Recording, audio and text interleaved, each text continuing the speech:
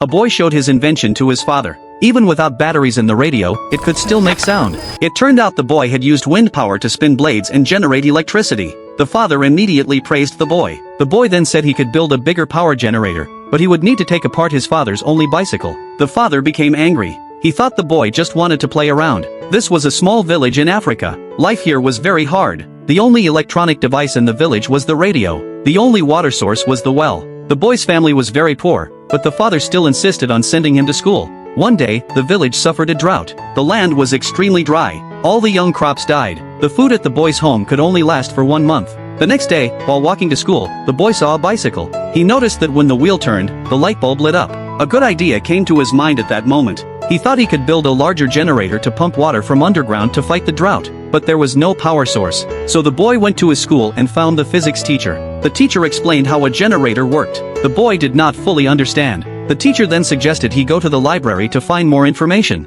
There, the boy found a book about wind power. He learned a lot of new things, but he still needed a few more parts to build it. He went to a junkyard and found an old battery and a used water pump. He also got a DC generator from the teacher's bicycle. The boy asked his friends to help him. They cut old water pipes to make wind blades. They took the motor from the radio and connected all the wires to the generator. A strong wind blew, and the blades began to spin. They had succeeded, but the small generator could not power the pump. The boy took the wind-powered device to show his father. He explained that with a larger generator, they could draw water to irrigate the land. The father was not convinced. When the boy said he needed the father's bicycle, the father became furious. He pushed the boy down and made him work in the field, but there was no water. No matter how hard they worked, nothing would grow. Still, the boy did not give up. He only needed the spinning part from the bicycle now. He asked his friends to help convince his father, but the father yelled at them in anger. The boy felt helpless. At that moment, the mother believed it was time to make a change. If they didn't, they would all starve. The father finally agreed.